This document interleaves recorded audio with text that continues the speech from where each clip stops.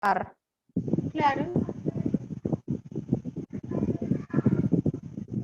Bueno, ya yo empecé. Bueno, sí, ya empecé a grabar.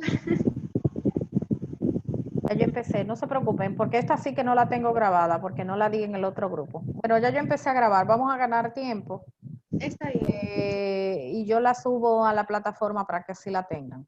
Perfecto. Entonces vamos a hablar de la fisiopatología del edema y de lo que es el edema. El edema se define como un incremento clínicamente manifiesto en lo que es el volumen de líquido intersticial, que puede aumentar varios litros antes de que el trastorno sea evidente.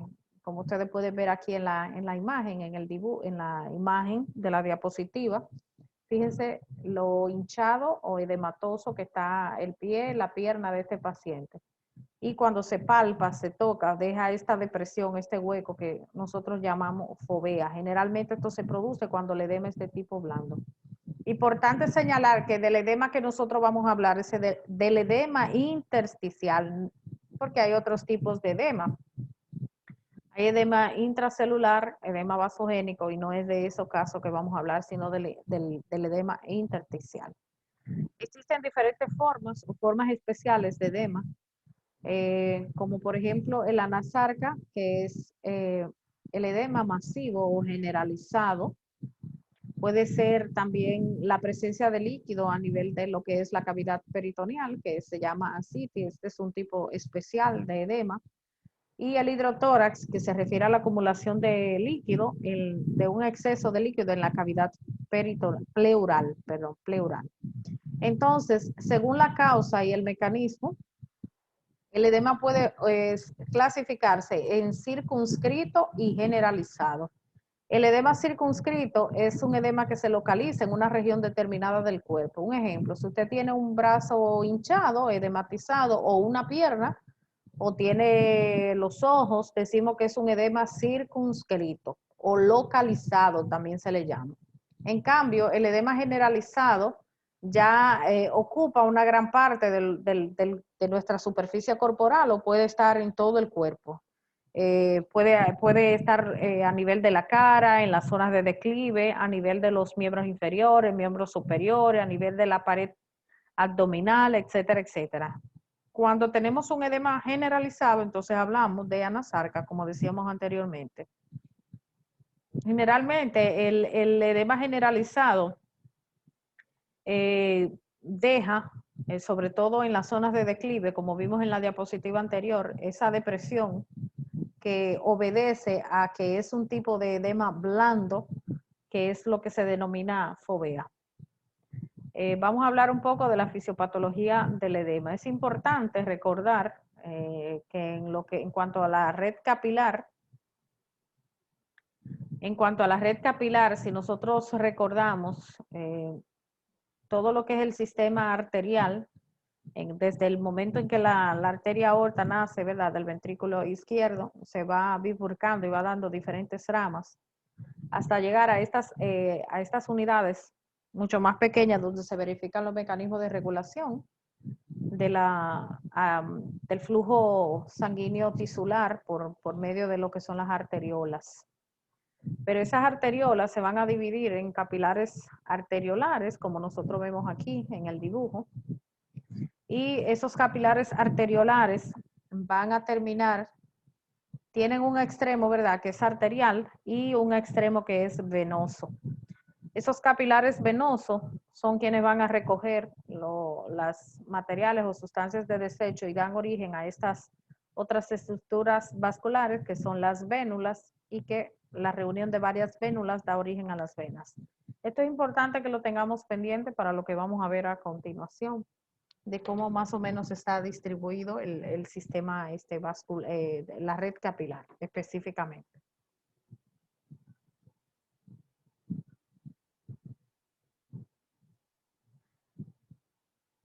Un poquito de historia antes de entrar en la parte más importante de la fisiopatología del edema. Este personaje que ustedes ven acá es Ernest Henry Starling. Eh, este fue un fisiólogo británico y gracias a este fisiólogo es a quien debemos Las fuerzas de Starling que nosotros conocemos y que no debemos, y que eso explican el mecanismo fisiopatológico de lo que es el edema y que todos debemos de recordar. Yo sé que ustedes lo vieron en fisiología, pero es importante que recordemos un poquito de las fuerzas de Starling. Entonces, básicamente son cuatro fuerzas, las fuerzas de Starling, pero antes de detallar cada una de estas fuerzas, vamos a hablar un poquito de las 4 contribuciones que hizo Starling a lo que sería la medicina, a lo que sería la fisiología. Este decía que en el capilar el agua es expulsada a través de los poros de la pared por la presión hidrostática y empujada hacia adentro por la presión osmótica que era mantenida por las proteínas, principalmente por la albúmina. Estas fuerzas opuestas se equilibran aproximadamente y se le conocen a ambas como principio de Starling. Otro descubrimiento que hizo Starling a lo que es la medicina es el descubrimiento de la hormona secretina. Esto lo hizo conjuntamente con su cuñado William Bayliss, y la introducción de la palabra hormona se la debemos también a estos dos personajes, tanto a Starling como a William Bayliss. También el análisis de la actividad del corazón como bomba, lo que se conoce como ley de Frank Starling, que esto también fue conjuntamente con otro fisiólogo, y varias observaciones fundamentales sobre la acción de los riñones. Esto se incluye en la evidencia de la existencia de la vasopresina u hormona antidiurética. Entonces, ahora sí vamos a hablar de las fuerzas de Starling. Las fuerzas de Starling lo que hacen es regular la distribución de los líquidos en los compartimentos extracelular e intersticial y por lo tanto las alteraciones de estas fuerzas es lo que va a dar origen a los principales mecanismos fisiopatológicos que dan lugar al edema. ¿De acuerdo? Recuerden que el líquido intersticial forma parte de lo que es conjuntamente con el líquido intravascular, forman parte de lo que es el líquido extracelular. Entonces, como decíamos, básicamente son 4 las fuerzas de Starling. Tenemos la presión capilar, la presión hidrostática a nivel del capilar. Esa presión hidrostática se debe precisamente a la fuerza que la sangre ejerce sobre esa pared de ese vaso sanguíneo. En este caso, como estamos hablando de presión a nivel del capilar, sería la presión que ejerce la sangre a nivel de las paredes del vaso sanguíneo capilar. La presión hidrostática capilar en el extremo arterial del capilar es de 30 milímetros de mercurio. A nivel medio oscila entre 17 a 17.3 y a nivel del extremo venoso, si recuerdan la imagen que pusimos ahorita al inicio de lo que era la red capilar, en el extremo venoso este tiene una presión de 10 milímetros de mercurio.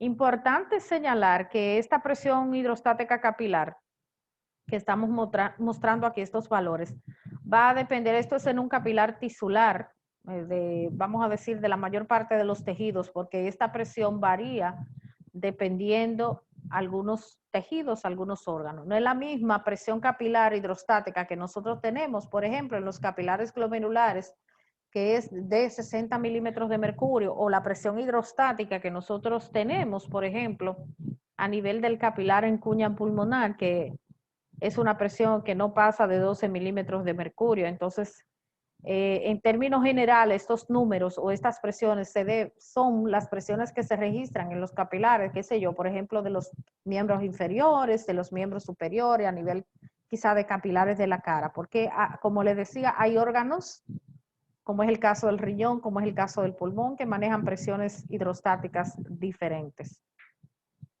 La presión coloidosmótica plasmática o presión oncótica, como también se le llama, es otra de las fuerzas de Starling. Y esta presión, importante señalar que la presión capilar en cuña pulmonar lo que hace es favorecer la salida, como ven ustedes aquí en la flechita, de líquido desde el espacio intravascular hacia el espacio intersticial. En cambio, la presión coloidosmótica plasmática que viene dada por las proteínas plasmáticas en 19 milímetros de mercurio son responsables, o sea, de esa presión son dadas por las proteínas, principalmente por la albúmina, y 9 milímetros de mercurio son dados por lo que es los cationes que están unidos a las proteínas y que dan lugar a lo que es el efecto de Donan. ¿Cuánto es la presión hidrostática en el capilar? Es de 28 milímetros de mercurio, y esa presión lo que hace es hacer que el líquido se mantenga aquí dentro de lo que es el capilar tisular. Las otras presiones son la presión intersticial hidrostática del líquido intersticial, que esta presión puede ser negativa o puede ser positiva. Va a depender del tipo de tejido, pero en la mayor parte de nuestros tejidos la presión intersticial, hidrostática intersticial, es de aproximadamente menos 3 milímetros de mercurio.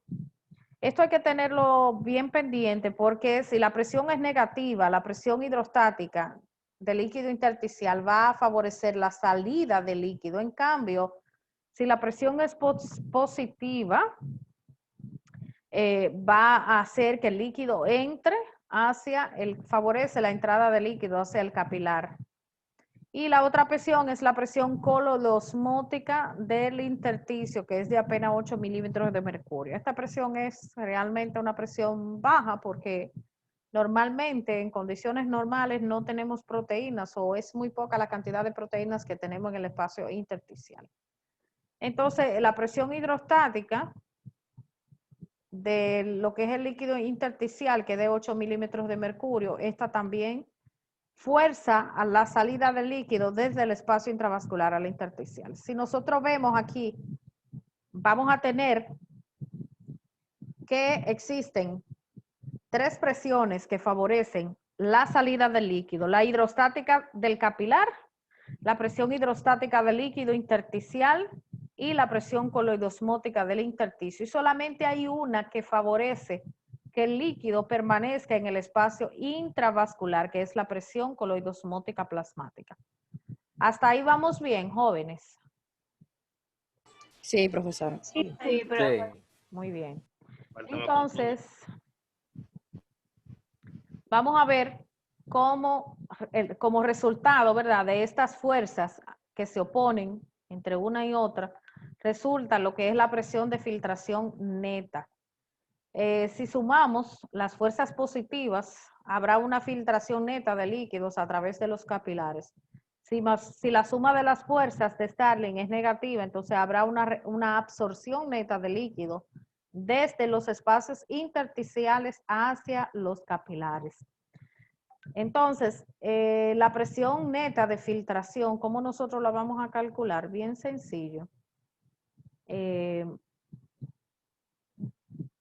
La presión capilar menos, lo que vamos a hacer es una suma, ¿verdad?, de las presiones que se oponen versus las presiones que favorecen. Recuerden ustedes, según el diagrama que teníamos ahorita, la presión capilar, la presión hidrostática del capilar, la presión hidrostática intersticial y la presión coloidosmótica favorecían lo que era, perdón, la presión coloidosmótica del intersticio favorecían la salida, ¿de acuerdo? En cambio, la única que favorece que el líquido se quede dentro es la presión coloidosmótica del plasma. Vamos a ver eso ahora con números para poderlo entender un poquito mejor. Y vamos a proceder a hacer el análisis de las fuerzas netas de filtración en lo que sería el extremo arterial del capilar tisular. Vamos a ver qué pasa. Déjenme mover esto de acá. Entonces, las fuerzas que tienden a desplazar el líquido hacia el exterior, como decíamos, es en el extremo arterial. Recuerden que la presión es de 30 milímetros de mercurio, la hidrostática, y esta presión hace que el líquido salga. La presión negativa del intersticio, que es de menos 3 milímetros de mercurio, también hace que la presión salga. Y la presión coloidosmótica del intersticio, que es de 8 milímetros de mercurio. Como estas 3 fuerzas llevan una misma dirección, o sea, tienden a desplazar el líquido hacia afuera del capilar, cuando sumamos estas 3 presiones obtenemos 41 milímetros de mercurio. Ahora bien, ¿cuál es la única fuerza que tiende a desplazar el líquido hacia el interior del capilar? La coloidosmótica. De modo que si nosotros sumamos esto, el resultado de estas dos fuerzas, 41 menos 28, obtenemos un valor total de 13 milímetros de mercurio. Esos 13 milímetros de mercurio, entonces, ¿a favor de qué van? ¿De la entrada o de la salida del líquido? ¿Qué me dice? De la entrada. Vamos a ver. De la salida. De De la la salida. salida, exacto. La salida. De la salida del líquido, exactamente. Eso es lo que... Hay alguien aquí que se salió y quiere volver a entrar. De la salida. Recuerden que estas tres presiones, ¿están viendo mi puntero, mi cursor? Sí, maestra. Estas Sí. tres Sí. presiones que ustedes ven aquí, que suman en total 41 milímetros de mercurio, si nos vamos atrás, miren, la hidrostática capilar, la hidrostática del líquido intersticial, cuando es negativa, lo que hace es hacer que el líquido salga, y la coloidosmótica del intersticio también favorece la salida.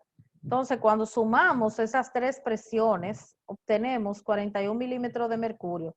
Si a esos 41 nosotros le restamos 28, que es la única que favorece que el líquido se quede dentro, entonces obtenemos como resultado final 13 milímetros de mercurio. ¿A favor de quién? ¿Quién tiene mayor valor absoluto en este caso?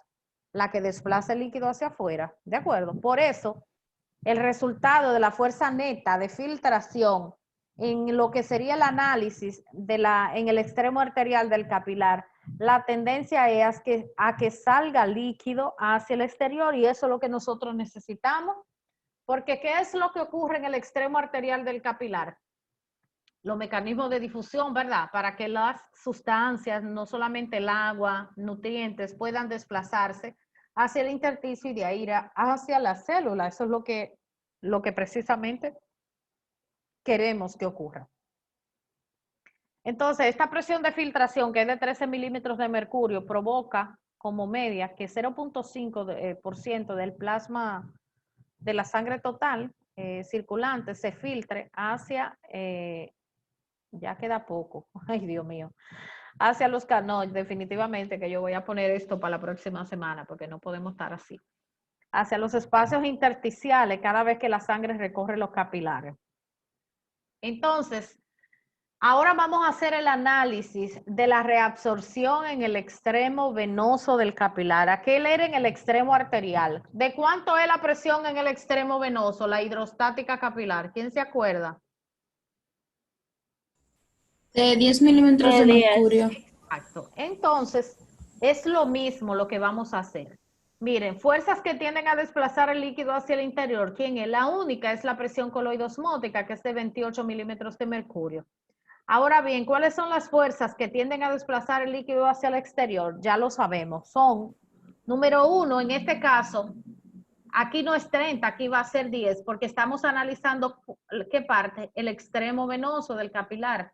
Entonces 10 más 3, que es la intersticial, la presión hidrostática del intersticio, y 8, que es la presión coloidosmótica del intersticio, esto nos suma 21 milímetros de mercurio.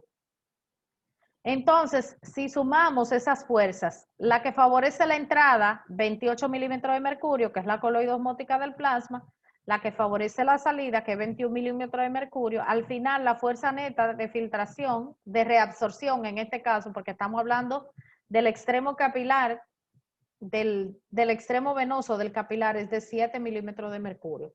Ahora bien, pregunto, habían 13 a favor de la filtración en el extremo arterial y ahora yo tengo 7 a favor de la reabsorción. Si nosotros sumamos esa fuerza, ¿qué va a pasar? ¿Qué yo voy a obtener como resultado? Vamos a ver. ¿Quién me dice? El líquido va a entrar. Bueno, en el caso de si hay 13 a favor de la filtración y solo 7 a favor de la reabsorción, va a haber una filtración neta, un excedente de filtración neta. ¿De cuánto sería? Bueno, la diferencia que serían 6. Exactamente. ¿Y esos 6 se quedarían a favor de qué? ¿De la filtración filtración. o de la reabsorción? de la filtración. Se De la quedarían 6 filtración, a favor de la filtración. O sea que la tendencia es a que ese líquido se desplace hacia el intersticio, ¿verdad que sí? Exacto. Sí. Normalmente, en condiciones normales, fisiológicas, nadie tiene edema, ¿verdad que no? Nadie está hinchado. Cuando No. estamos hinchados es porque hay algún problemita, ¿verdad que sí? Entonces, si hay 7 milímetros, 6 milímetros de mercurio a favor de la filtración, ¿por qué no vivimos, por ejemplo, con la pierna hinchada, los brazos hinchados, los ojos hinchados? ¿Por qué? Porque el sistema linfático entonces se encarga de esos 7 milímetros de mercurio, bueno, de ese excedente de líquido, de desplazarlo hacia el sistema cardiovascular de nuevo, hacia la sangre. Exacto, hacia el sistema linfático, exactamente. Se va Así es, Ajá. exacto. Entonces, de eso vamos a hablar también un poquito más adelante, pero veo que estamos entendiéndonos. Entonces, vamos a hacer ahora, es lo mismo, el análisis de la presión capilar media para el equilibrio de Starling. Recuerden ustedes que decíamos que la presión media en el capilar, la presión hidrostática, era de 17.3 milímetros de mercurio. Igual, sumamos estas tres fuerzas, la del líquido intersticial, sumamos la de la coloidosmótica del intersticio, obtenemos 28.3 milímetros de mercurio.